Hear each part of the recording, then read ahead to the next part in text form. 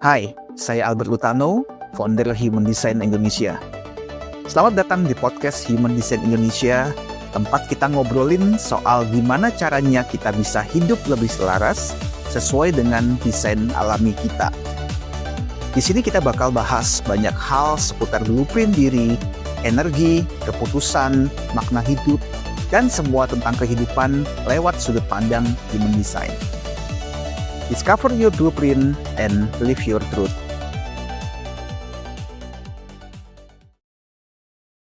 Halo kamu yang sedang mendengarkan, selamat datang di podcast Human Design Indonesia bersama saya, Albert Lutano.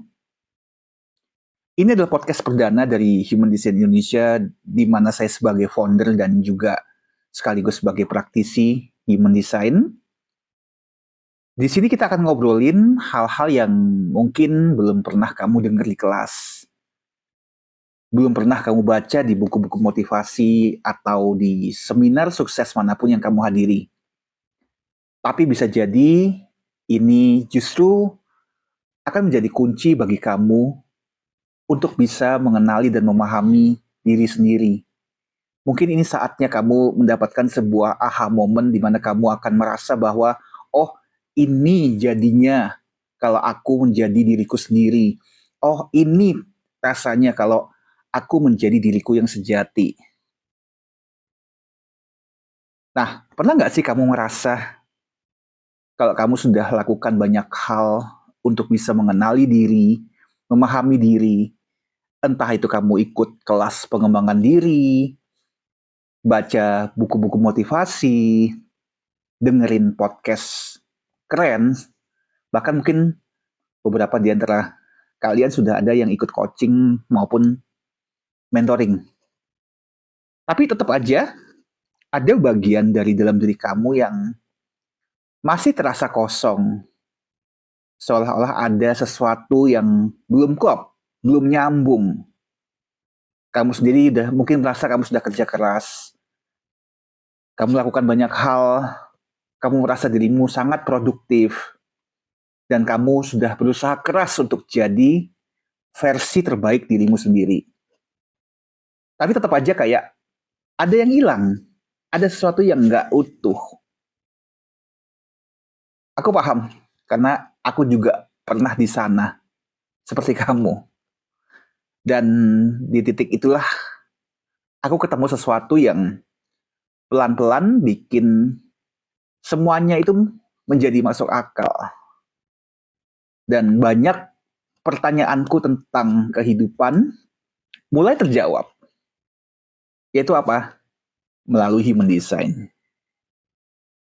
Jadi, Human Design itu apa sih?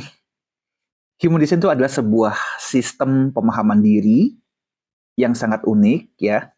Ini bukan yang kita pikir seperti ramalan, fortune telling, menebak masa depan, atau bahkan mengulik sesuatu di masa lalu seperti past life, ya. Bukan seperti itu, ya.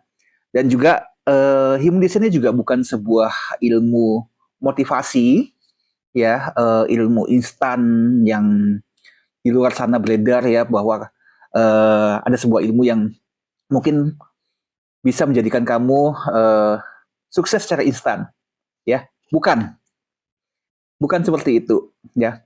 Tapi Human Design itu adalah sebuah sistem blueprint, ya, yang berdasarkan perhitungan tanggal, jam, dan juga tempat kelahiran kamu, ya.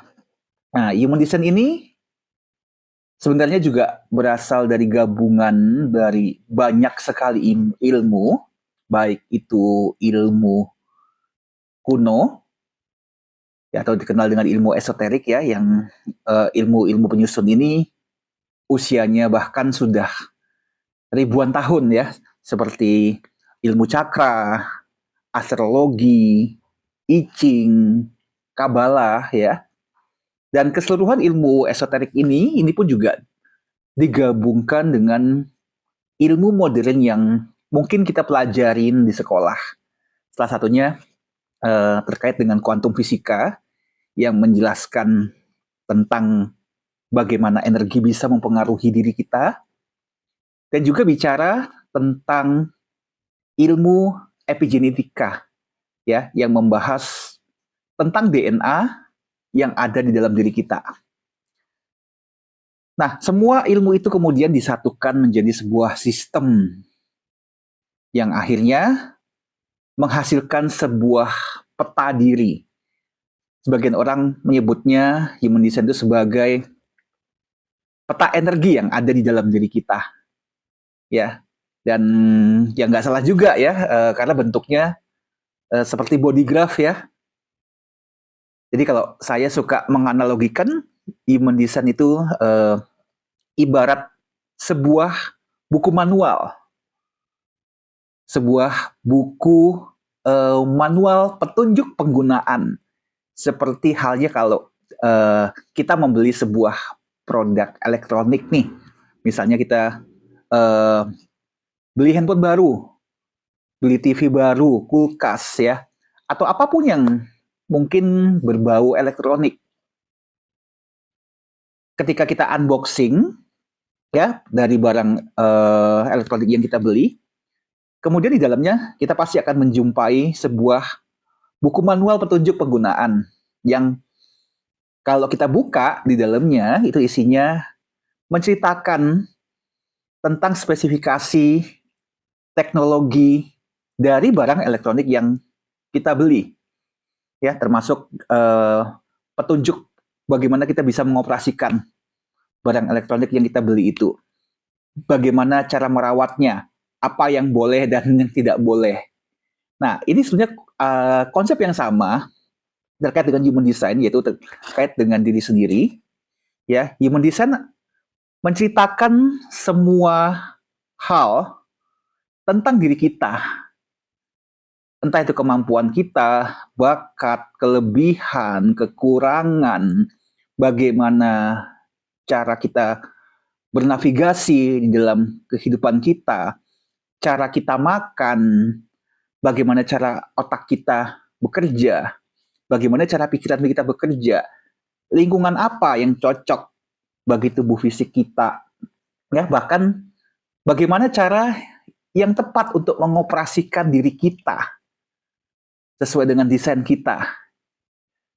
Dan sekaligus juga menjawab mungkin beberapa pertanyaan-pertanyaan yang seringkali ditanyakan banyak orang, ya, terutama terkait dengan apa sih tujuan hidup kita di dunia ini, apa sih misi hidup kita di dunia ini, ya, karena kita percaya bahwa kita ada di bumi ini membawa sebuah tugas, membawa sebuah misi yang diberikan oleh Tuhan, yang diberikan oleh semesta, ya, sebuah peran yang diberikan untuk kita jalankan dalam kehidupan kita sekarang ini, ya.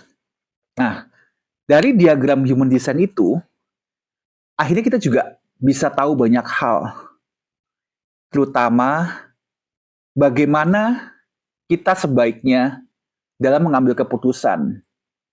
Kita jadi tahu dan memahami bagaimana cara kerja alami dari energi yang kita miliki dalam diri kita. Apa potensi terbesar kita? Apa hal-hal yang bisa bikin kita gampang burn out? Dan sebenarnya ini sangat penting sekali untuk kita ketahui. Karena selama ini banyak di antara kita yang tumbuh dalam lingkungan, di dalam budaya yang mengharuskan kita untuk menjadi sesuatu, menjadi fit ya, sesuai dengan harapan dari lingkungan, dari budaya, dari masyarakat sekitar kita, ya. Mungkin ada beberapa orang yang bilang bahwa kalau kita hidup sebagai manusia, jangan cuma nunggu, harus inisiatif. Ada juga yang bilang harus bisa multitasking. Dan ada juga yang bilang bahwa kita semua harus bisa jadi pemimpin. Padahal kenyataannya, kalau kita lihat dari sudut pandang dan kacamata human design, nggak semua orang dirancang untuk hal yang sama. Dan saat kita mencoba menjadi versi ideal yang ditentukan oleh orang lain, terutama dari lingkungan kita sekitar, dari masyarakat, kita justru malah kehilangan esensi dan kontak dengan diri kita yang sejati. Misalnya, kalau kamu seorang proyektor, kamu sebenarnya bukan tipe yang cocok untuk kerja 9 to 5, 8 sampai 10 jam sehari tanpa henti. Ya, itu bukan kamu banget. Karena kalau kamu dilahirkan sebagai seorang proyektor, kamu dirancang untuk mengarahkan, membimbing, memimpin, bahkan mungkin melihat apa yang orang lain tidak lihat atau sesuatu yang orang lain lewatkan. Bukan untuk ikut mengeksekusi, berlari di jalur yang sama seperti halnya tipe generator atau manifesting generator. Tapi bayangin kalau kamu hidup sebagai seorang proyektor yang terus merasa bersalah karena kamu nggak bisa seproduktif teman-teman kamu yang tipe generator atau manifesting generator. Kamu bisa kelelahan secara fisik, frustasi secara mental, dan lama-lama kamu mungkin mulai percaya bahwa kamu nggak cukup bagi dunia ini. Kamu nggak cukup bagi lingkungan, keluarga, atau masyarakat di sekelilingmu. Padahal, mungkin kamu cuma belum menjalani hidup aja sesuai dengan desainmu. Atau sebaliknya kalau kamu mungkin seorang generator yang sebenarnya punya energi besar dan berkelanjutan.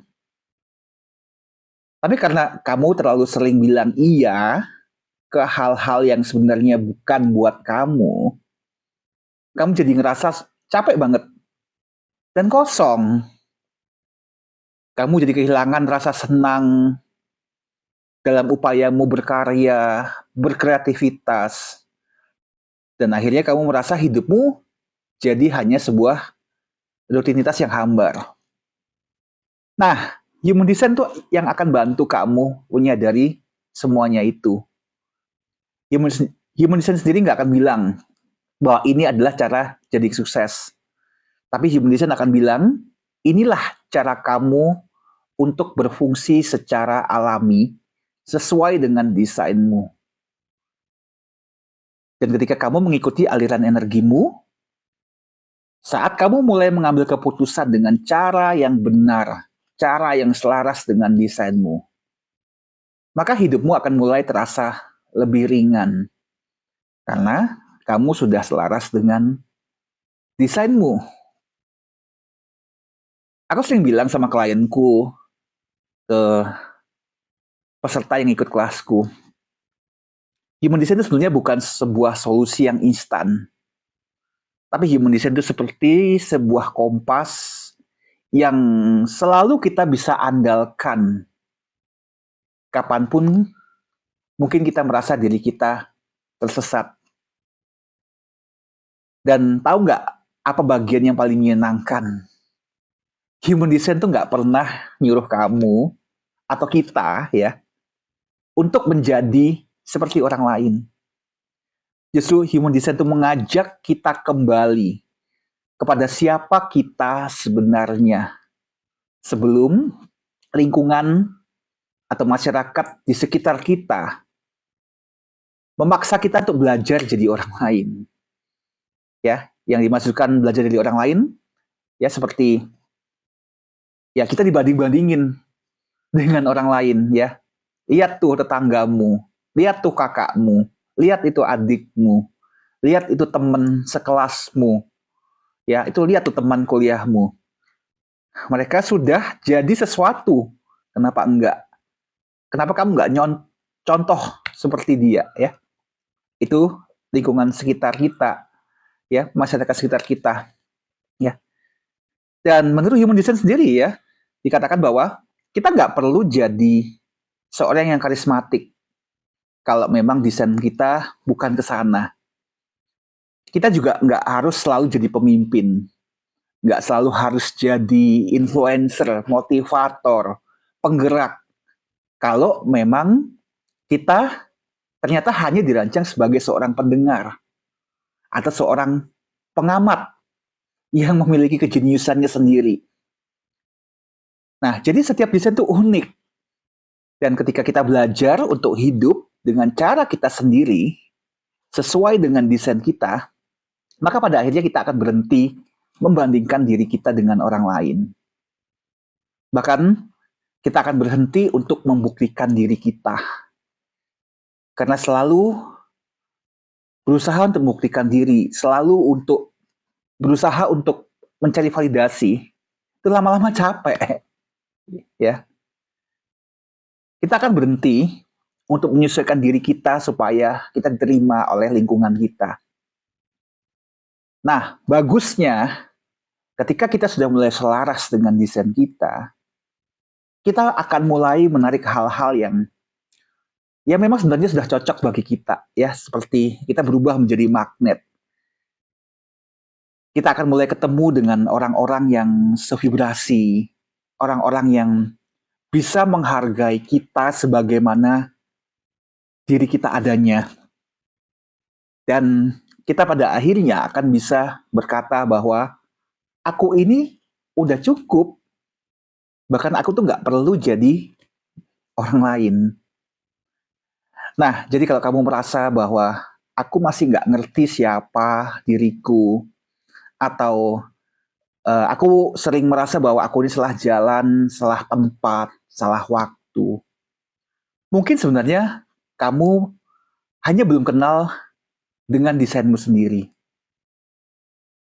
Nah, jadi mulai aja dulu dengan bikin diagram human design kamu, ya, ini gratis ya.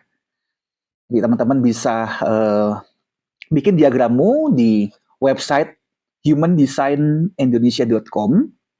Ya, cukup dengan kamu masukin tanggal, jam, dan tempat lahir ya. Nanti kamu sudah bisa download laporan penjelasannya gratis, ada 4 halaman yang saya sediakan di sana. Ya, nah dari situ kamu akan bisa melihat seperti apa desain kamu. Dan pelan-pelan kita akan pelajari satu persatu ya istilah-istilah yang ada di dalam human design, bagian-bagian yang ada di dalam body graphmu di episode-episode podcast berikutnya. Ya, karena mengenali diri sendiri itu bukan sesuatu yang instan. Bukan hanya kita tahu dari satu titik. Tapi ini adalah sebuah proses yang akan terus berlangsung sepanjang perjalanan kehidupan kita. Nah, selama proses itu, aku akan temani kamu di sini lewat podcast ini. Nah, jadi terima kasih sudah mendengarkan sampai akhir. Kalau kamu merasa episode ini bikin kamu klik, bantu kamu sebarkan ke teman atau keluarga yang mungkin membutuhkan. Follow podcast ini biar kamu nggak ketinggalan episode berikutnya. Sampai ketemu lagi. Tetap setia pada desainmu dan ingat, discover your blueprint, live your truth.